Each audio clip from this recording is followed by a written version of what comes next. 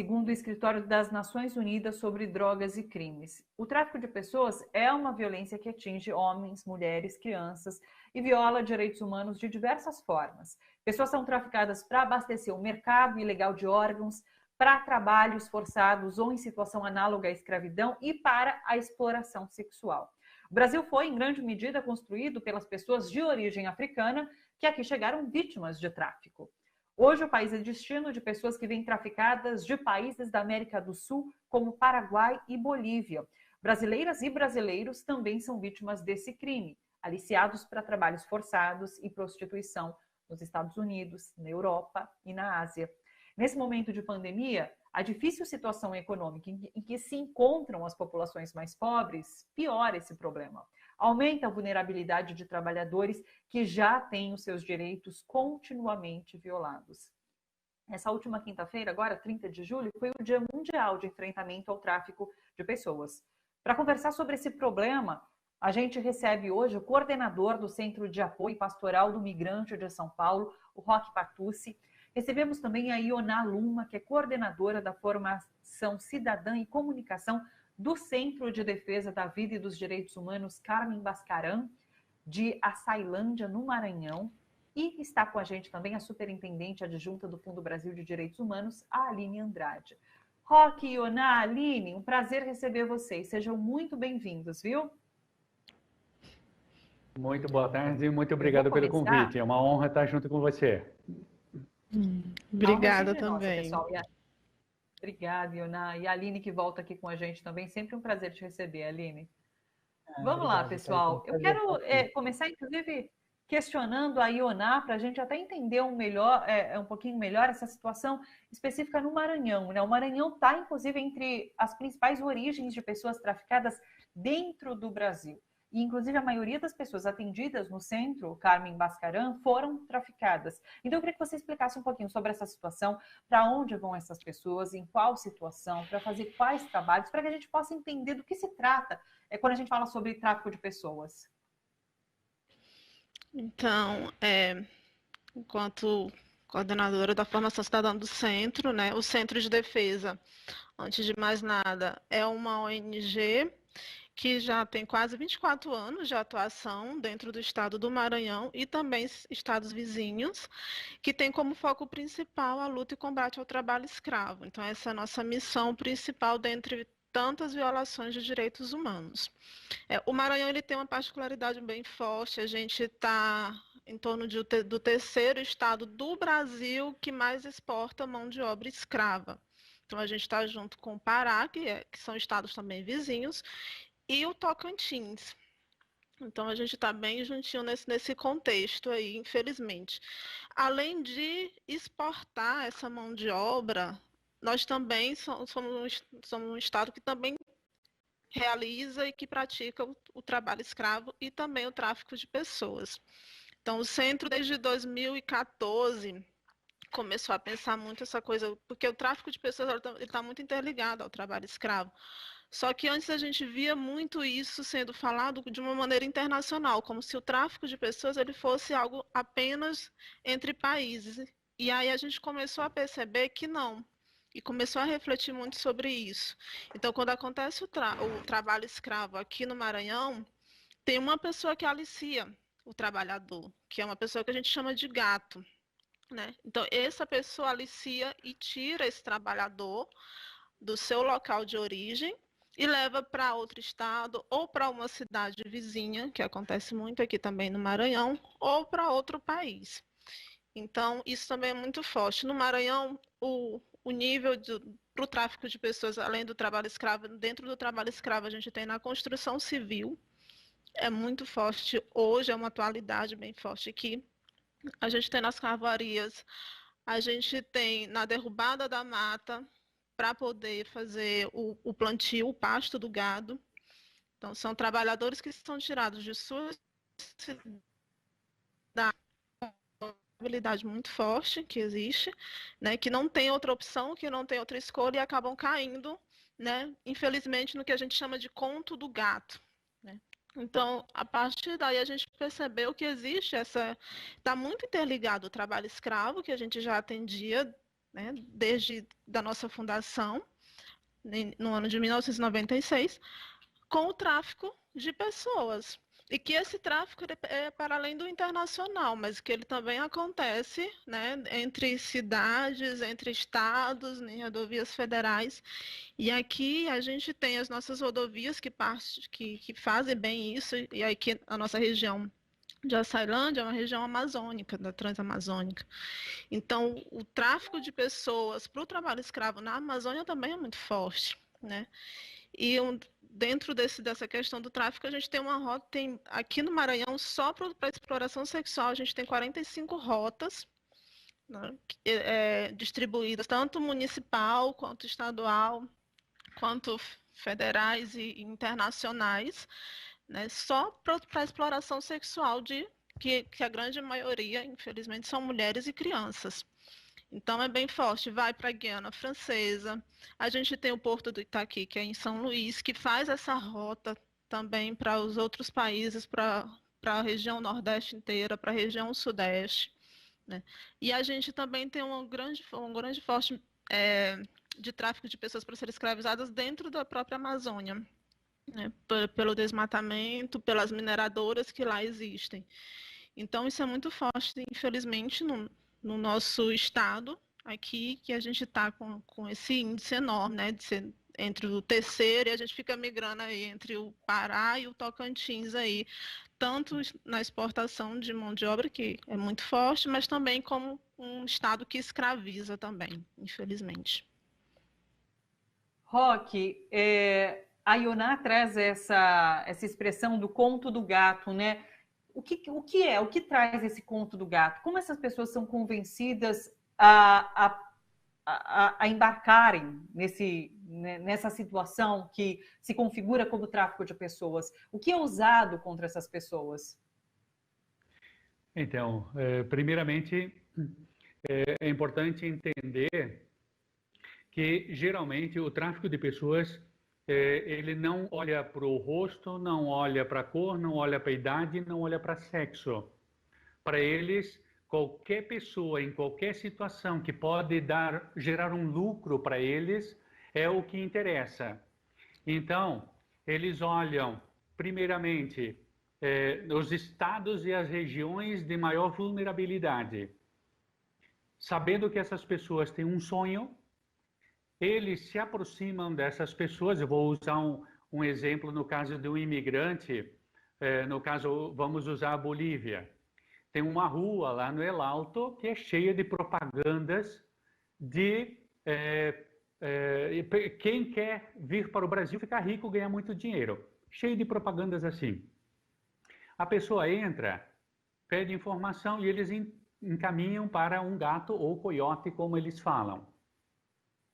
Esse coiote vai dizer para ele, você não quer trabalhar? Olha, eu conheço lugar lá no Brasil, São Paulo, que dá muito dinheiro. O pessoal, olha, já estão construindo casas aqui, você vê naquela região, é tudo o pessoal que está no Brasil, está lá em São Paulo. Está vendo as casas que eles têm, os carros que eles têm? Se você quiser, a gente pode conseguir para você também uma vaga para trabalhar lá no Brasil. Aí a pessoa começa a se interessar, faz mais algumas perguntas e o coiote pergunta, qual é o número do seu celular? Essa pessoa provavelmente não vai ter celular, porque ela vive numa condição que ela não tem. E ela vai dizer, eu não tenho. Aí o coiote vai dizer, como você não tem? Todo imigrante no Brasil tem celular, de última geração, tem o que tem de melhor. E aí naquele momento ele pega a pessoa pelo sonho. Pode ser pelo celular, pode ser pela casa, pode ser por um tratamento para alguém enfermo, pode ser para ajudar um irmão, pode ajudar o pai e a mãe. Quer dizer, são inúmeros os motivos que fazem com que a pessoa compre o sonho do traficante, do coiote ou do gato, e aceite, se submeta a uma situação de exploração, e ele acaba depois vítima e muitas vezes revitimizado diante dessa rede que o pega e leva, entrega e depois pega de novo, leva para outro local. Então, é uma situação que realmente se junta a necessidade, o sonho e aquilo que o traficante vem oferecer. Isso é uma venda de um produto que acaba colocando a pessoa humana como aquele que está sendo vendido e ele não se dá conta que ele está sendo vendido. E venda, porque você me passou alguns dados no início, a gente conversava antes, gera de 2 milhões a... Não, gera 32 bilhões de dólares por ano esse tráfico de pessoas. Inclusive a terceira maior economia ilícita. Por isso que você fala que eles vão atrás de quem pode dar lucro. Exato. Na verdade, eles pegam qualquer um, mas qualquer um que dê lucro. Então, por exemplo, vou usar um pequeno exemplo. Foram até a Venezuela, encontraram uma jovem senhora, mãe de 3 filhos, sem emprego, e disseram, não quer vir para o Brasil? Nós levamos você, pagamos a passagem, você vai trabalhar lá cuidando de idosos, ou vai fazer limpeza de casa, vai ganhar em torno de 4 a 5 mil reais e vai poder ajudar a sua família. Trouxeram a pessoa aqui. Quando chegou aqui, essa pessoa ia ser usada como mula do tráfico de drogas. Então, essa pessoa passou por todo tipo de violação.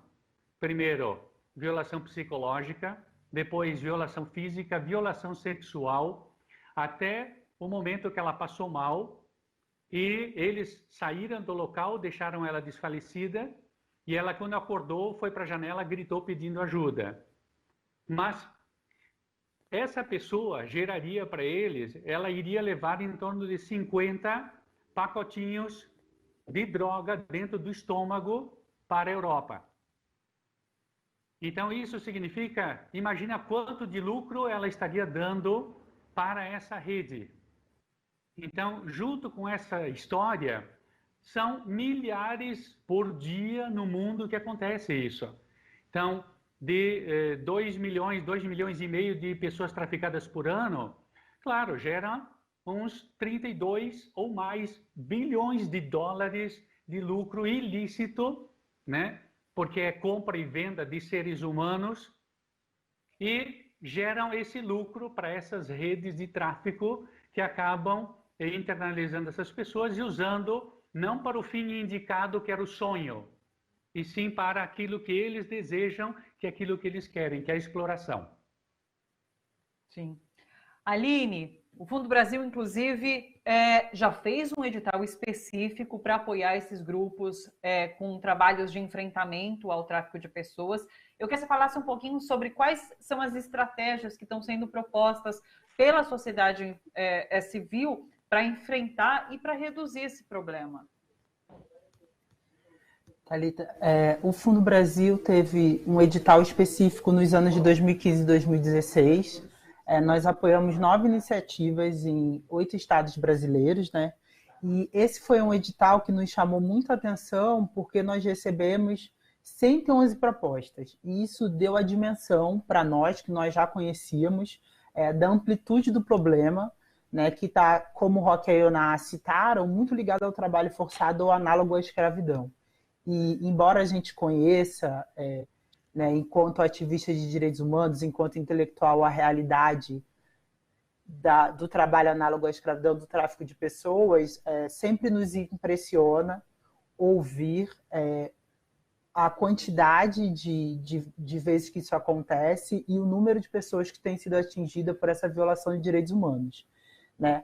A experiência das organizações apoiadas nesse edital deu origem a um relatório que está disponível no nosso site, e ele trouxe muitas informações relevantes para o combate ao problema, né? Os movimentos sociais e os grupos que atuaram na pauta indicaram para nós que havia uma série de subnotificação de casos, né? Então, o poder público conhece ainda muito pouco dos casos que acontecem e nesse sentido, não consegue atuar na totalidade dos casos para liberar essas pessoas, para libertar essas pessoas dessa violação que elas estão sofrendo. Então, a gente percebeu que, né, os movimentos têm trabalhado com sensibilização para o problema, com fortalecimento das redes de denúncia e o apoio para a formação de estratégia, né? A maioria dos projetos trabalham muito com isso, porque a própria sociedade brasileira ignora a dimensão desse problema dentro do nosso país. Os públicos prioritários que a gente percebeu nesses projetos foram crianças, jovens, lideranças comunitárias, migrantes em situação de vulnerabilidade, como o Roque citou, mulheres indígenas e trabalhadoras sexuais. Né? A gente também percebeu, pelo trabalho desses movimentos, que há uma dificuldade muito grande de formalizar denúncias no Ministério do Trabalho. E as organizações apontaram isso ao longo do desenvolvimento do projeto. Então, a gente continua apoiando o combate ao tráfico de pessoas como um dos nossos eixos, né? Ele continua sendo um dos eixos no nosso edital geral, que é a nossa linha mais abrangente, que pensa os problemas do campo dos direitos humanos de uma forma mais ampla, transversal, e, portanto, ele está aberto para diversas questões. E a gente recebeu, no edital geral de 2019, um projeto, né, da União de Mulheres, que é uma organização feminista aqui do município de São Paulo, para a formação de promotoras legais populares. Né? As promotoras legais populares são lideranças comunitárias, mulheres, que vão pensar formação política, formação cidadã dentro dos seus territórios. Então, é um projeto com um potencial multiplicador muito grande do movimento de mulheres, do movimento feminista no Brasil, e a União de Mulheres é uma das precursoras nesses projetos, e eles voltaram o trabalho deles no ano de 2019, especificamente para o enfrentamento ao tráfico de mulheres e meninas. Tá? E tanto para conhecer como para apoiar esses trabalhos, você pode acessar o nosso site, o site do Fundo Brasil. A gente tem o nosso mapa de projetos, onde a gente conta um pouco da realidade desses projetos e onde é possível também para aqueles que estão sensibilizados com a questão e que podem apoiar também essas amplas iniciativas que o movimento de direitos humanos tem feito no Brasil. É um trabalho valiosíssimo, de fato. Agora, Ioná, a gente está falando sobre a atuação dos movimentos sociais e das organizações no combate ao tráfico de pessoas, mas eu queria que você falasse um pouquinho em termos de política pública de enfrentamento a esse tráfico, e como você já disse, como você já falou e fez esse paralelo também em relação ao combate ao trabalho escravo, trabalho análogo à escravidão. Inclusive, mudou alguma coisa na forma que se dá a escravização de trabalhadores nos dias de hoje? Então, tanto o tráfico quanto o trabalho escravo, ele é muito dinâmico, porque as conjunturas vão mudando e os empregadores, eles são muito inteligentes com relação a isso. Como já foi dito, é um crime.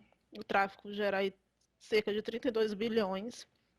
Né? E a Aline falou bem, a questão da subnotificação é muito forte. A gente não tem, de fato, uma real dimensão de tudo que acontece, qual é o número real, exato de tudo isso, porque precisa de denúncia. Né? Para a gente conseguir atuar com políticas públicas de enfrentamento, a gente precisa que tenha uma denúncia.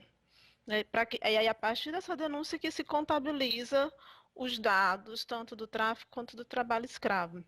Então, por exemplo, atualmente, as políticas públicas de enfrentamento ao trabalho escravo estão bem complicadas, não só com a pandemia, mas com a atual conjuntura política desse país também. Então, os grupos móveis de fiscalização estão muito fragilizados nesse sentido, porque como é que acontece o fluxo de denúncia para o trabalho escravo em específico? A gente acolhe essa denúncia aqui, para isso o trabalhador ele precisa sair do seu local de escravização. Ele precisa se deslocar de alguma forma. Hoje a gente consegue, com os meios de comunicação mais amplos, a gente consegue pegar a denúncia através do WhatsApp hoje, pelo Message, das páginas das redes sociais que a gente tem. Então, isso, de certa forma, melhorou. Né? O trabalhador, especificamente, ele não precisa mais chegar fisicamente na estrutura do centro de defesa para fazer sua denúncia. Mas ele precisa se arriscar para fazer. Então, a partir disso, é preciso que haja algo bem ágil para que ele se sinta confiável naquilo que ele está fazendo, né? Porque ele está arriscando sua vida. Para se configurar o trabalho escravo, é preciso que haja uma fiscalização. Quando esse grupo móvel, os auditores fiscais do trabalho, vão até o local, né, precisa se configurar ali o trabalho escravo. E aí precisa ter os trabalhadores, precisa ter todas as características, né, relacionadas ao trabalho escravo. Que características são essas? Por exemplo, A questão do serviço por dívida, né? Eles não recebem o trabalho deles, é simplesmente anotado na caderneta de dívidas. Tudo que eles precisam para trabalhar, eles pagam para isso, desde a alimentação à sua bota, por exemplo, né? Então, tudo isso é colocado dentro de um caderno. Se eles vão fazer qualquer coisa, é descontado no salário, né? E aí, água não potável, local para dormir não tem, banheiro também não. Então, tudo isso, esse conjunto de características, se configura o trabalho escravo. Se o grupo de fiscalização demora a fazer isso, chegar nesse local, né, não se configura trabalho escravo. E aí o trabalhador, por mais que ele tenha ido, conseguido fazer com que a denúncia tenha chegado até a gente, né, no final, aquela denúncia ficou em vão. Então, infelizmente, o tráfico de pessoas, o trabalho escravo, ele tem uma raiz muito podre, né, que é essa questão da vulnerabilidade, né, o perfil dos nossos trabalhadores, né, que são escravizados e que são levados para o tráfico de qualquer, não só do trabalho escravo em si, é muito forte a questão. Não tem escolarização, são pessoas extremamente vulneráveis que têm um sonho, como já foi dito, né, que querem ter a sua renda, mas que não têm condições para isso. Então, vai lá uma pessoa, promete tudo o que eles querem ouvir, eles acabam caindo nisso. E, infelizmente, há até uma reincidência, né? Infelizmente, acontece isso. Aí, alguns dos nossos trabalhadores que foram traficados e escravizados, a gente já conseguiu resgatar cerca de 5 vezes, para vocês terem noção.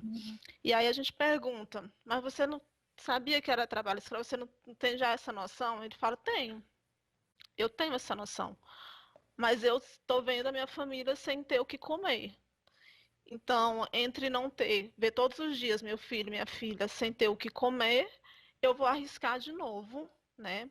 Pensando no melhor, mas eu sei que eu posso cair novamente no trabalho escravo e acabam caindo por essa questão da vulnerabilidade que é muito forte, né? Então, e esse sistema de impunidade ajuda muito nisso. Então, no tráfico de pessoas, por exemplo, a dinâmica das rotas, elas vão mudando. Algumas se intensificam, outras somem, depois elas voltam de novo. Então, isso vai fazendo com que haja um dinamismo.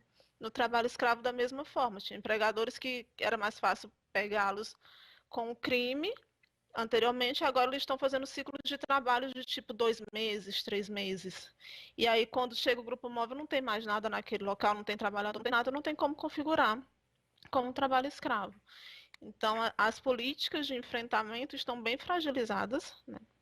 Com a pandemia, que a pandemia ela colocou isso, ela aflorou, acredito, todas as vulnerabilidades, todas as violências, né? Isso se intensificou ainda mais com a pandemia e ficou mais difícil chegar nesse trabalhador, nessa trabalhadora, né? Então, a gente não tem como, por exemplo, obrigar os trabalhadores ou a pessoa que foi traficada a denunciar. Nós não podemos fazer isso, né? Por isso que é tão importante esse trabalho de formação. O fundo ele atua muito bem nisso. O centro já foi no edital de 2015 e 2016, foi financiado pelo fundo, porque a gente acredita que esse processo de formação, de conversar com esses trabalhadores, de tentar criar essa rede de apoio entre a gente também é muito eficiente, porque, infelizmente, as políticas públicas de enfrentamento são difíceis de chegar a esse trabalhador e essa trabalhadora. Então, infelizmente, é uma conjuntura bem triste, assim. Quando você mostra acho que você deixa muito clara essa estreita relação com a vulnerabilidade social, apontando essa reincidência do caso do rapaz que prefere passar por essa situação para ter como alimentar os filhos. É muito triste essa situação. Agora, Roque, deixa eu dar completo, inclusive um dado que você me trouxe, eu já cheguei a dar alguns dados, que esse tráfico de pessoas movimenta 32 bilhões de dólares por ano e é a terceira maior economia ilícita, próxima do tráfico de armas e abaixo do tráfico de drogas, só para a gente ter noção de realmente como situar esse crime do tráfico de pessoas. Agora, como proceder para a identificação, de repente, de uma pessoa que esteja passando por uma situação como essa? Como dar ajuda? Como essa pessoa pode buscar ajuda? Explica para a gente. Muito bem. Primeiro, gostaria de dizer que nós estamos celebrando os 20 anos do Protocolo de Palermo, né, que é um grande marco na questão do combate do tráfico internacional de pessoas. E também, além disso, eu sempre digo que é bom para todos discutirmos esse tema, debatermos esse tema. Estamos no programa certo, né? Bom para todos, né? Então, dizer que esse montante de recursos que são gerados por eles é também pela incompetência das políticas públicas nacionais e internacionais. Se nós estamos no Brasil, desde o descobrimento, com pessoas sendo traficadas e colocadas para servir como trabalho escravo, como mão de obra barata, será que de 1500 até hoje não se consegue fazer leis ou impor um sistema onde a gente possa garantir que essas pessoas que possam migrar livremente, retornar livremente, seja de um estado para o outro ou também internacionalmente? Será que a gente não consegue fazer isso? Eu gostaria de trazer aqui que nos anos 90 e anos 2000, a gente falava muito da questão do tráfico de pessoas, especialmente dos países vizinhos, porque tínhamos muita gente vindo da Bolívia, do Paraguai, do Peru, do Chile, da Argentina, e vinha muita gente da África também. E a gente constantemente ouvia os relatos e já entendia que era tráfico de pessoas. Mas ninguém queria discutir esse tema. Todo mundo que a gente consultava dizia, não, essas pessoas estão ajudando esses pobres imigrantes a ter alguma coisa para poder viver, para poder ajudar a sua família. Só que eles não olhavam o quanto essa pessoa era explorada para alcançar a sua liberdade. Então, no caso dos imigrantes na costura, a média eram 6 meses costurando de graça para pagar a viagem. Depois, mais 2 meses a 3 para pagar a comida, a luz e o uso da máquina. Então, era um ano que essa pessoa não vivia. Eram 16 horas por dia, trabalhando para os outros, colocando a sua vida um ano a serviço dos outros. Então, o que fazer diante dessas situações? Bom, primeiro, temos que entender que a migração é livre. A pessoa deveria ter a autonomia de decidir de migrar e, por conta, fazer esse caminho, esse projeto de vida dele. Segundo, entender que se alguém vem lhe oferecer alguma coisa grandiosa, aquele ditado ainda vale, que quando a esmola é muito grande, o santo desconfia. Então, a gente desconfiar de grandes propostas. Terceiro, se eu for sair para outro local, eu tenho que procurar, primeiro, serviço social da minha região e buscar informações daquele local onde estão me oferecendo trabalho. Segundo, contar tudo para minha família, porque geralmente o gato e o coiote pedem que não falem nada para não atrapalhar a viagem deles. E muitos não falam nada mesmo. Terceiro, se for viajar, sempre deixe com seus amigos e com sua família quem é a pessoa que te contatou, qual é o contato dessa pessoa. Se acontecer de você não conseguir falar com ninguém, que eles, depois de um dia, já vão para a polícia e façam a denúncia. Não esperem acontecer o pior para depois ficar chorando as lágrimas. No caso de fazer uma viagem internacional, é muito importante. Me ofereceram, por exemplo, para Roma. Então, eu vou descobrir qual é o consulado brasileiro de Roma, vou mandar um e-mail buscando informações para saber a respeito da empresa que eles estão dizendo que está oferecendo trabalho, o tipo de trabalho, se existe ou não existe, se existe alguma denúncia contra essa empresa. Então, a informação é a melhor maneira de combater o tráfico de pessoas. Então, se nós quisermos combater o tráfico, nós precisamos colocar todos os veículos de comunicação à disposição do combate ao tráfico de pessoas. Então, aqui no CAMI, que a gente nasceu em 2005, exatamente dentro desse contexto de um boom migratório para o Brasil. O Brasil estava melhorando economicamente e muita gente veio para cá. E o CAMI nasce dentro desse contexto. E aí encontramos essas graves violações de direitos humanos, que é o tráfico, o trabalho escravo, é a violência doméstica, é o trabalho infantil. E a gente mudou bastante o foco nosso exatamente para combater esse tipo de violências. Então, tudo que o CAMI faz hoje tem como sobrenome a cidadania, que significa repassar para todas essas pessoas quais são os seus direitos aqui, qual é o direito de migrar, o direito de trabalhar, o direito à residência, o direito à dignidade enquanto estão aqui nesse país. Então, fazemos isso através de trabalho nos bairros, com as rodas de conversas, com visitas às oficinas de costuras.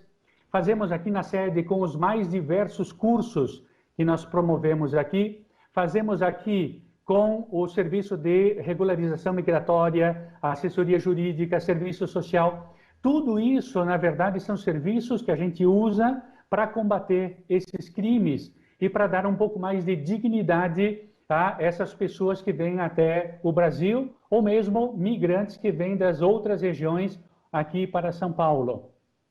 E também dizer que são investimentos que são feitos, como do Fundo Brasil de Direitos Humanos, em projetos ou em apoios a outros segmentos dentro daquilo que é o combate a esses crimes, que vão gerar resultados na vida das famílias, que a qualquer momento pode ter um membro da sua família sendo cooptado por essa rede e desaparecer para nunca mais ser visto.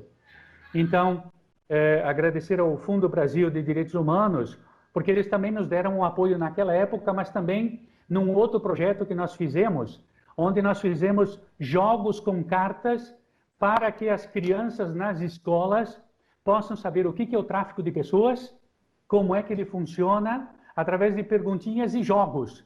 Então, isso vai despertar na mente dessas crianças e adolescentes o interesse pelo tema, e o futuro é que vai transformar essa realidade através desses investimentos e dessas ações. Aline, começo meus agradecimentos e despedidas por você. Muito agradecida mais uma vez ao Fundo Brasil por ter trazido um tema tão importante, tão necessário para a discussão aqui para o Bom para Todos. E quem quiser, inclusive, entrar Thalita, no site é o www.fundobrasil.org.br, né? Isso mesmo, eu queria agradecer a esse debate rico que a gente teve hoje e reforçar que, de fato, a informação e agradecer que a gente possa ter trazido esse tema para a pauta e que esse trabalho, né, de combate às vulnerabilidades são muito importantes. Então, eu queria, de fato, agradecer a Ioná e o Roque, não só pela presença hoje, mas por esse trabalho sustentado ao longo do tempo para combater o tráfico de pessoas e o trabalho análogo à escravidão. Obrigada, viu?